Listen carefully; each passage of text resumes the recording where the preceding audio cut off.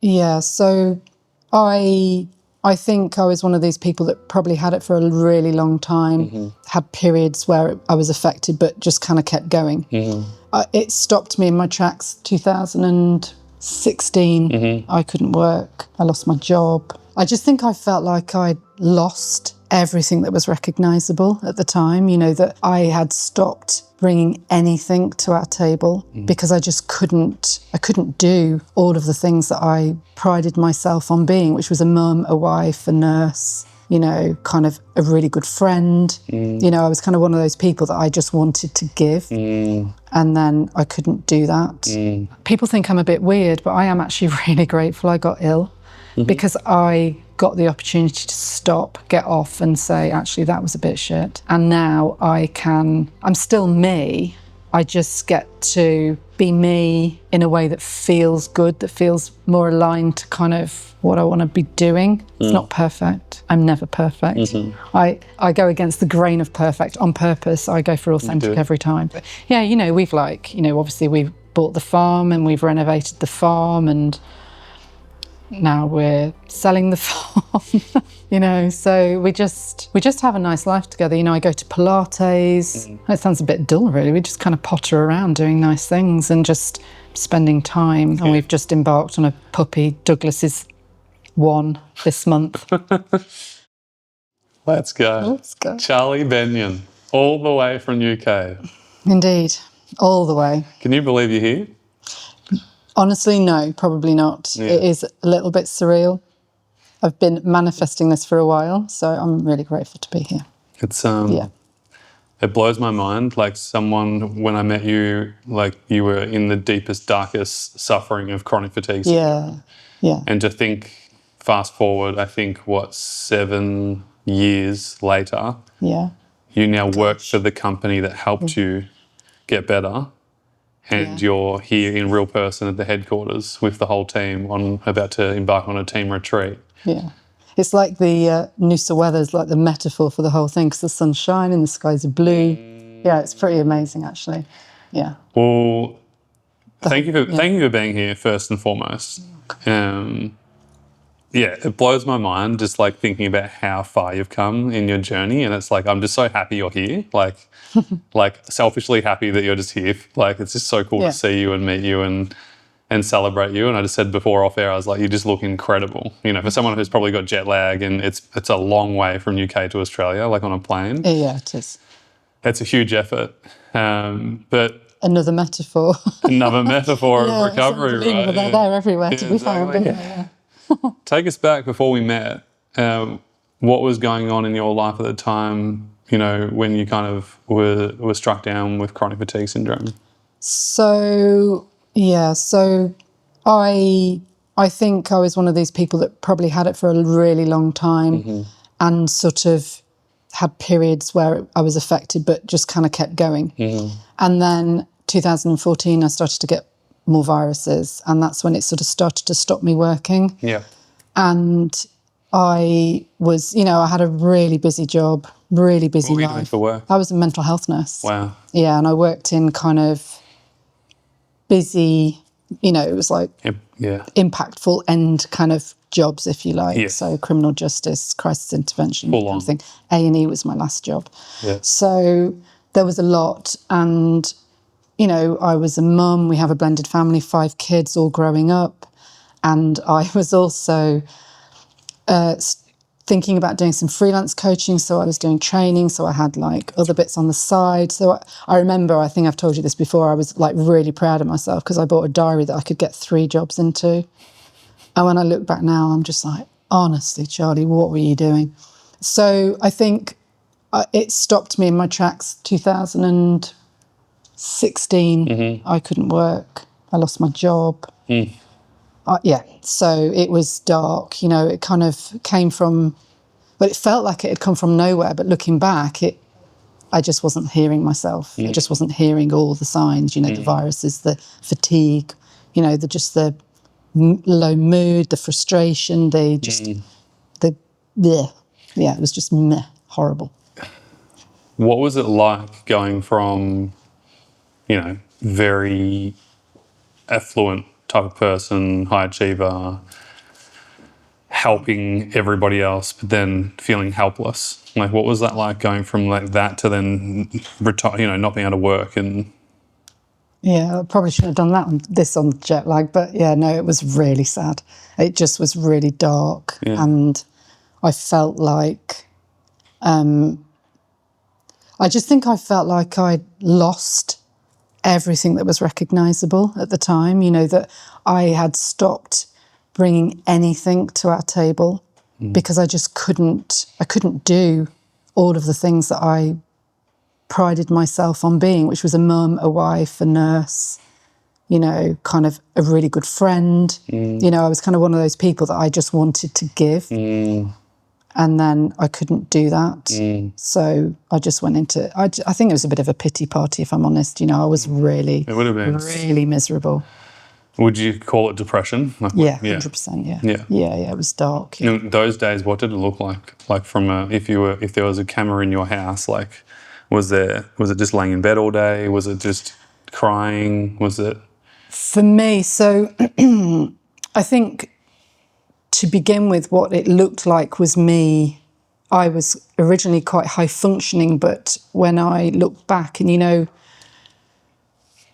when I sort of did a sort of a diary of what I was doing all day, my list was like this, but I was at like a 3 out of 10. Yes. So I was just functioning. I was a very low level, but my function was just relentless. You're still push.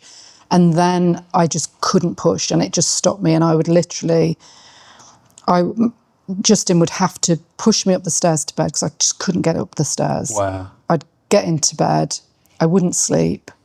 I then would get up because I was just relieved that it was like a reasonable time of the morning that I could actually legitimately get up. And I would literally sit on the sofa, and then I would just exist in that space.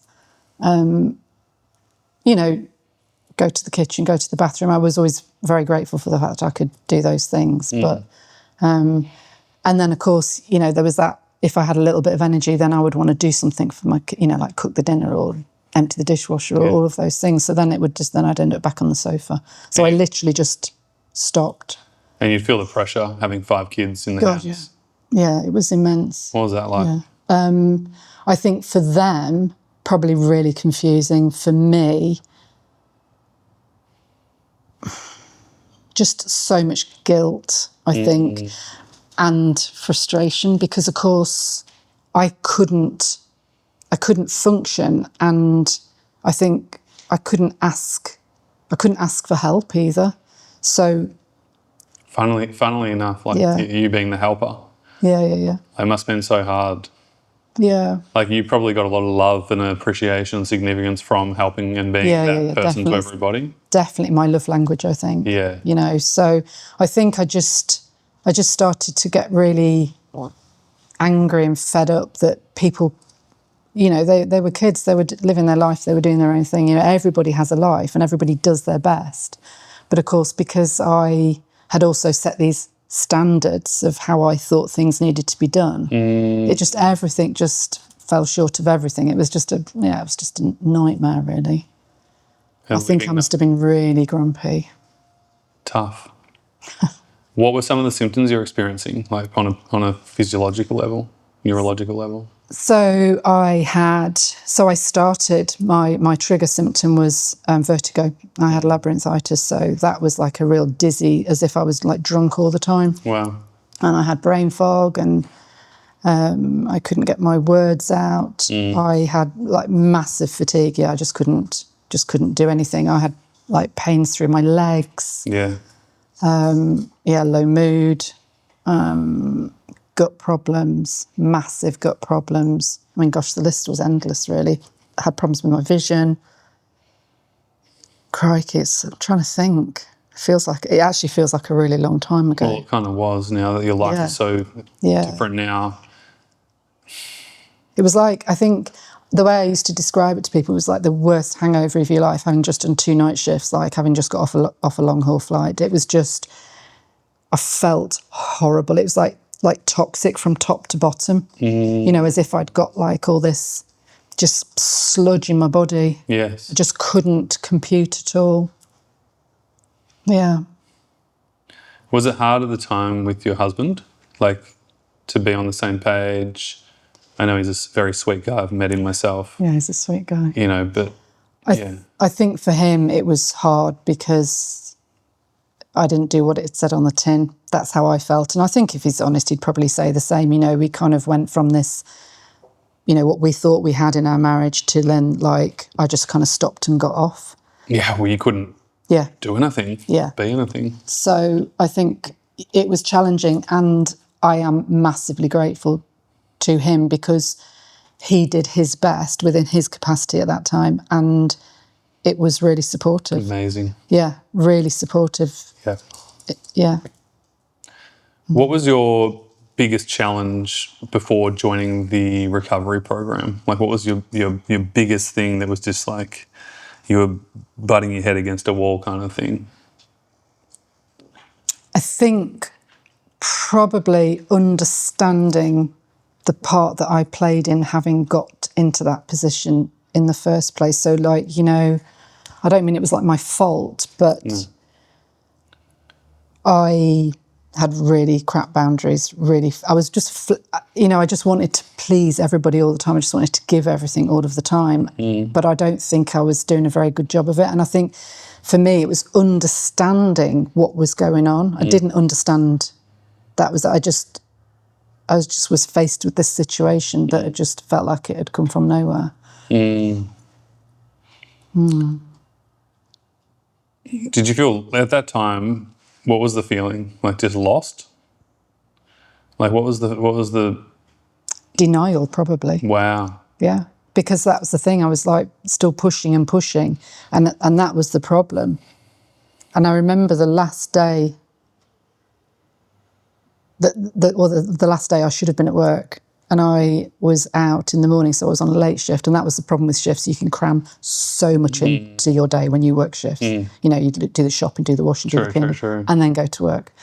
And I remember I got out of the car and I thought, oh, and I just said to Justin, that thing's back again. Like, I don't think. We went into this shop, and my mum used to say that I used to walk like I'd wet myself because I was so slow.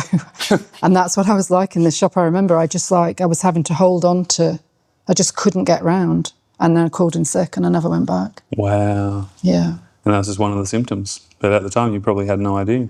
Yeah, I just thought I got a virus again or something. And I didn't realise it was bigger than that. Yeah. When you found us online, I want to know two things. I want to know, what was your first thought when you found us online? You mentioned you were on a workshop or a webinar. Because I was off sick from work, I had to go into the GP like every week to get a sick note. And he was talking about, you know, I think if you don't get back to work soon, we're going to have to start thinking about chronic fatigue. Yeah. And I was like, I don't have I don't want chronic fatigue. That's just not on my list. That's not going to happen. So, you know, I think there was a lot of that, you know, denial there. And then eventually I got diagnosed with chronic fatigue, and they were like, well, this is it. You know, you're just going to have to learn how to live with it. You're going to have to learn how to manage it, because that's it. And I was like, no, I'm not having that. So I Googled how to get rid of chronic fatigue, and you came up. Wow. Yeah. And that's how I found you. And then I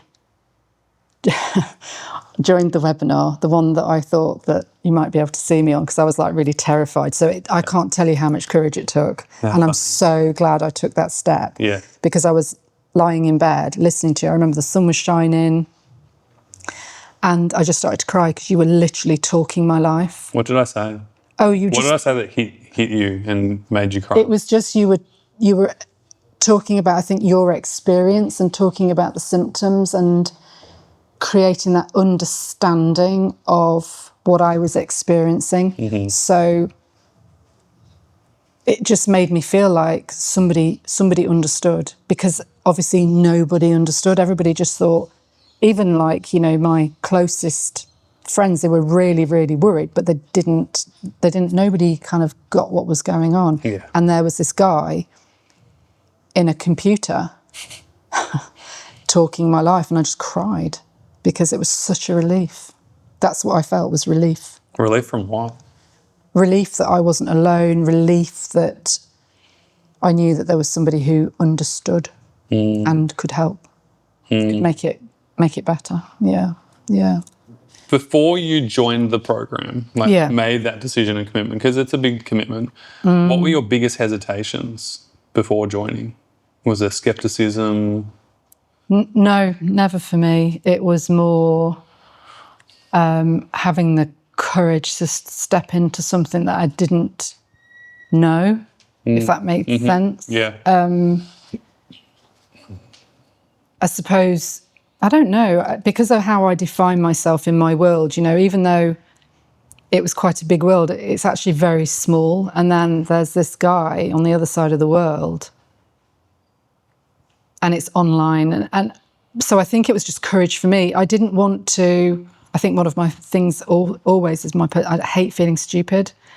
So, you know, like, am I going to, it's that good enough thing, isn't it? Am I going to fail? Yeah. What are they going to think of me? Yeah, yeah, like... Fascinating. Am I going to be different from everybody else? So I think having had time to look at the videos and to hear the message, if you like, I had this gut feeling that was what I needed. You know, I tried a few things, like, so I tried like a nutritionist, I tried, you know, kind of different ways of trying to sort my gut out. I tried homeopathy. I tried so many, and I think that's the thing with chronic illness. You try so many things, and because you're not necessarily addressing the holistic, this is just for me. Yeah. I'm not saying that for everybody, but so for me, I think the program offered a complete package, if you like. It offered me something that was lacking for me. So yeah, it was just a courage thing. Yeah. Underneath that courage thing is that fear of failure, the fear of trying another thing that might not work. Yeah, looking silly, asking the wrong question, you know, kind of putting myself out there. Yeah, yeah. It requires a lot of courage. Yeah. And particularly if you've never done anything like this before online, and, you know, you're in the UK, right? So you've got a lot of resource there. You've got, there's a lot of, you know, clinics there, doctors there. And for me, it makes sense that you chose us, for me, because, like, it is comprehensive and it is a whole plan, and that's why I created the whole thing in the first place, because it was what was lacking in the world. And it's funny, you know, we help people in 78 countries. It's not like a couple of countries. I think as well, I think the part of the draw is you, though, because the way you speak it, the way you feel it, it's incredibly reassuring. It's incredibly honest. And I think for me, that's always, it felt like there was integrity within it. And that, I think, was a massive pull for me, to be honest. Thank you. Yeah. You're going to make me cry. Shit. Don't stop. I'm not supposed to be the one crying on this interview. Jesus. Don't make me cry or give tears. That means a lot to me, though, because, you know... It's true. It's what I think, and it's what I've always thought. And I think there was something about the way that you presented your content that resonated with me that I hadn't experienced before. Yeah, well, you don't know the story, I don't think, but I think it was very early on I got the team, and it was a small team back then, but I asked them what's the number one word to describe us inside CFS Health. And we all said integrity at the same time. And so we rubbed out everything on the whiteboard and we put it right at the top. Integrity is our guiding compass inside CFS Health. And so that's why it means a lot hearing from you. So thank you. You're welcome. What changed after joining the program? So much, gosh. So let's talk about this first, the first change. The first change was, so we're referring to the mentorship in its infancy. When you joined the program, like the full program. So for me, this was about community and availability and, just that being part of a cohort of people that all understood, felt, we might be slightly different, Yes. but we all had a common... You belonged. 100%, yeah. For the first time probably ever. Absolutely. Outside of your partnership with your husband and your family. Yeah. You were in a pretty bad way when you joined. It's now you look, life's great, you look amazing. But back then life wasn't great. You were in a bad way. Just because you joined the program and you took the courage leap doesn't mean that you felt good, right? Yeah, no, gosh, no. I think... you were basically in bed all day mostly. Or on the sofa, yeah. Yeah, sofa. Yeah. And I remember, I don't know if you remember this, but at one of our first coaching sessions, you were just still so frustrated. Yeah. So even though you joined the program and there was light at the end of the tunnel, there was still a lot of anger and resentment and frustration toward your situation. Not really anything else. It was just towards the situation. I think underneath that was fear and sadness, and because I remember really early on suddenly becoming aware of secondary gains, and it made me really emotional because I suddenly understood that I had to let go of all this kind of... Well, I feel bad saying that. I didn't blame anybody. I was just so pissed off.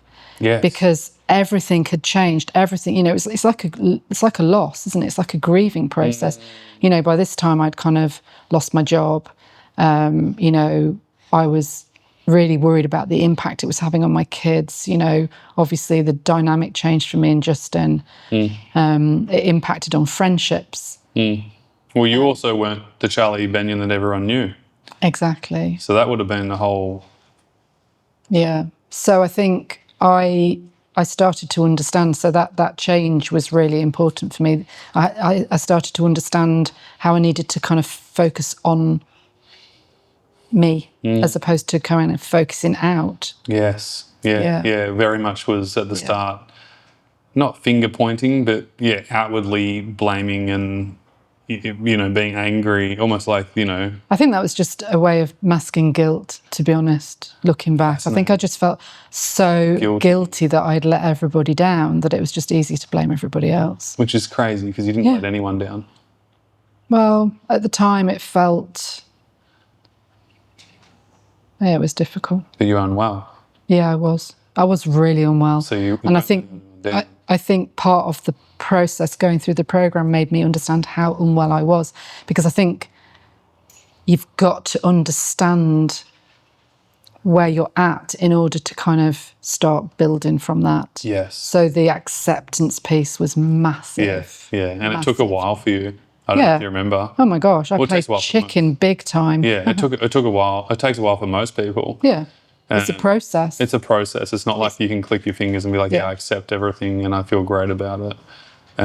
One of the things I do remember is like when you finally got to that juncture point of acceptance, it's like your whole life changed really fast. It's not like you got better really fast, but it's like it was a shift instantaneously. Like when the moment that you finally accepted, okay, this is where I'm at. Yeah. You started your recovery basically. But you needed to do all that hard work and the sludge and the guilt and the shame and the blaming. You had to go through that process to get to that juncture point. But I vividly remember, I think it was around the 9th month mark, working together, where it was a really day and night difference of like, okay, like there was an empowered Charlie that I hadn't seen before. Yeah. And it was different. Do you remember that? Yeah, I think I had to go through a process of acceptance, and then I had to make a decision. So what was I going to do now? So this is where I'm at. This is where I want to be. It felt hard. So then I had to kind of I really did have to kind of make a decision about the choices I was going to make moving forward. And you're absolutely right. It was empowering because I just kind of something switched where I just decided that I need to do less because I'm doing too much. Too much, yeah. So once I'd made that decision and given myself permission to do less, I think then I could make the choice of being intentional in the choices that I made of what I was going to do. Yes. So I would get up in the morning, okay, so this is where I'm at. This is what I'm choosing to do today that is going to support me. Yes. And I think that was the big change for me. Yeah. Instead of fighting myself, Yes. I started working with myself, if you like. Loving yourself. Yeah, that came a little bit later. Yeah, true. Yeah, to be We can fair. talk about that journey, but To be fair. but that was the starting point of love. Yeah. Yeah, and that's all that wasted energy at the start of fighting yourself. No wonder you weren't really getting anywhere, because all that energy was allocated in things that weren't really moving the needle forward. Yeah. But then also when you made that decision and you chose courage, and because the mountain was big, so like where you wanted to be, you knew exactly where you wanted to be. I remember that straight away. But you were so far down that you were like, how am I going to get there?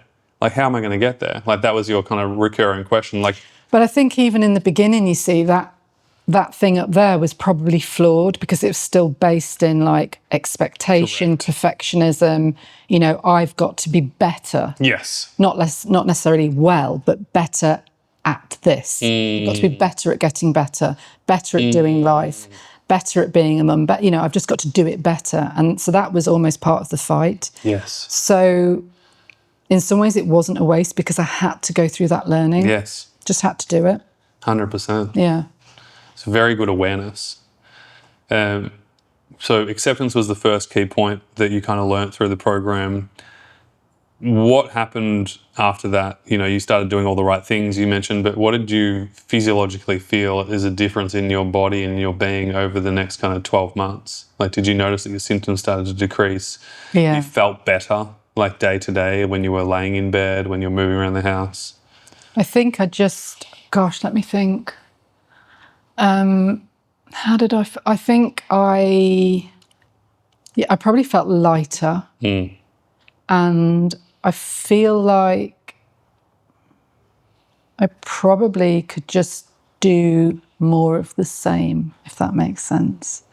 So I'm still, you know, kind of early days, still fairly restrictive because there was a lot of fear still, because of course that's a whole process for me. Like, I'm too frightened to do that because I might go back. You didn't want to go back. So there was, you know, there was still that kind of element. So I think it was about just being able to do more of the things that worked. I was probably a bit dull, a bit boring, a bit kind of, you know, probably people thought I wasn't much fun. But yeah. But for the first time, probably ever, you were taking care of yourself. Yeah. It's pretty big. Yeah, massive. Yeah, it's amazing, really. Fast forward a year, you know, you focused on everything: restorative movement, rebuilding, reconditioning your body. Obviously, nutrition was a big part. Mindset was huge for you. You really dove deep into that. Yeah. And you did a lot of deeper work later on as well, I know, with Gemma Hanley. More around life and living and your values and who you want to be as a woman, and kind of and opening up a new life, basically. And one of the things we say is, like, you don't go back to your old, you don't try and get back to your old life, you build the new life. And you're the epitome of that, if you think about it. Yeah, that took some understanding, to be fair. And I think it's really important to remember that it isn't necessarily an easy process, but it's a worthwhile process, because that learning, we can't unlearn it. So it just becomes part of how we approach our recovery. So for me, I the way I would describe it now is that, like, all my physical stuff, the physiological aspect of it was, I always refer to it as like a bit of a stained glass window. Yeah. So, you know, I've kind of got my foundations, my baseline foundations, so my restorative movement, my cognitive, you know, all of that kind of stuff. Yeah. Joy, had to put joy in there. So important for me. So they're like the piece of the stained glass. Yeah. And then for me, the mindset was the lead that kind of held it all together. Because that mindset piece for me it's a very physical illness. But the reality is, for me, that it was a very holistic approach to the recovery. It wasn't just about just the physical stuff, being able to walk. Exactly. Walk, build your cognitive capacity. Yeah. What were, like, if you could pick three, there's obviously way more, but like, what are the three biggest things that you took away from being inside the program? Like, and it couldn't be specific around mindset, not just mindset, but like, you know, what were 3 things that like were like game changing for you? Was it baseline, like learning how to, you know, restore energy into the body? Was it the boundary stuff? Like, what comes to mind for you? It was so many, but my top 3 would be consistency,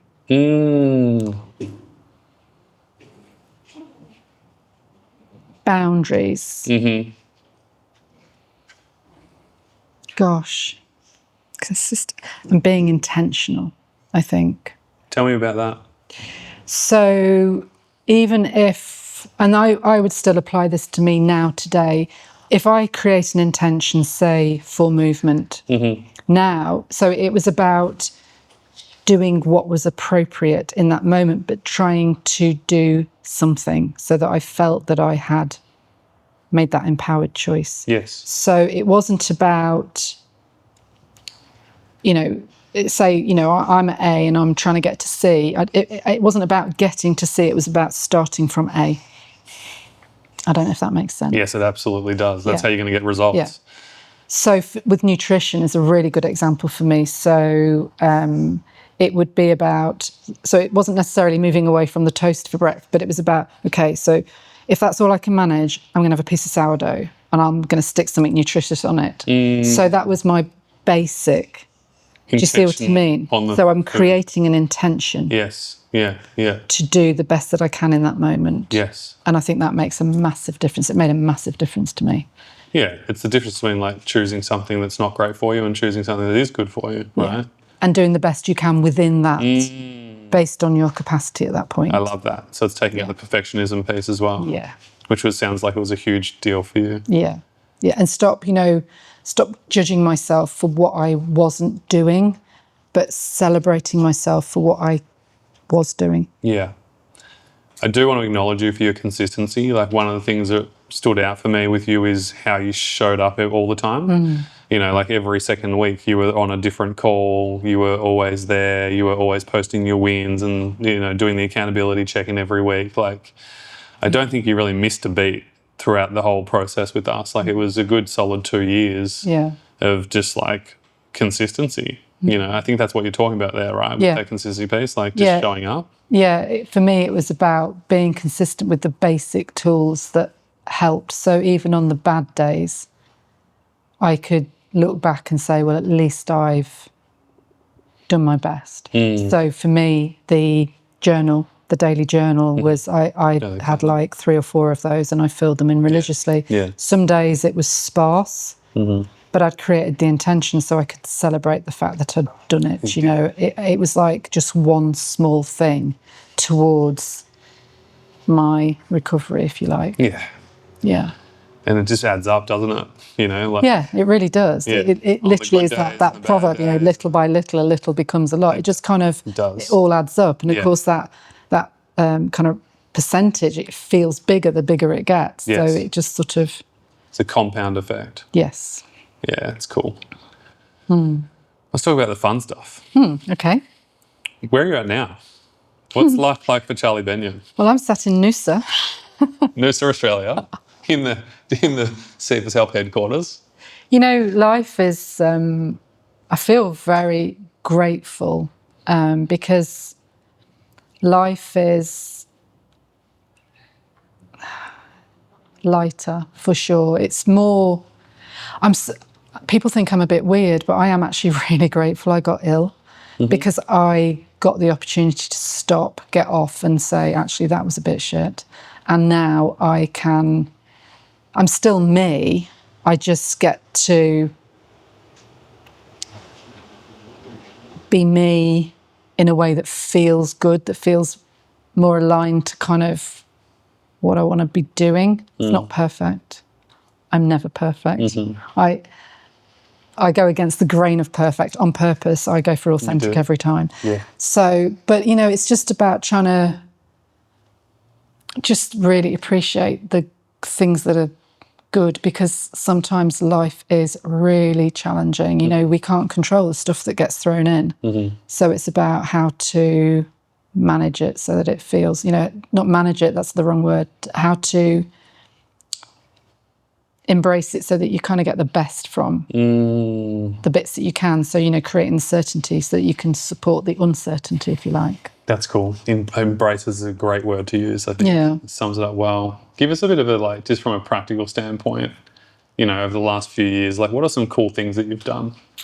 Because for you, they've become normal, but well, yeah, I suppose. Spain, there's so many holidays that you've been on. And Justin and I really like to go away. I think, we love our family. We're really invested in our children and their joy and fulfillment. That's a big, massive piece for us. But also part of that is about us stepping out of that and spending time on our own. And I really feel like we are flourishing. What did your husband say to you when you got better?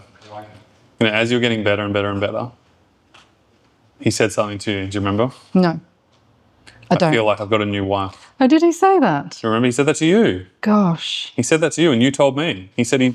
Do you know what's really interesting that you've said that? Because I kind of feel the same about him, because we've had this kind of, it's like, we talk about the ripple effect. So for me, I feel like I've got a better version of him from everything that we've gone through too, because we've kind of learnt so much together and we've been just really open and curious with each other and because of course it impacted on him. Oh, huge. I think it would have been naive of me.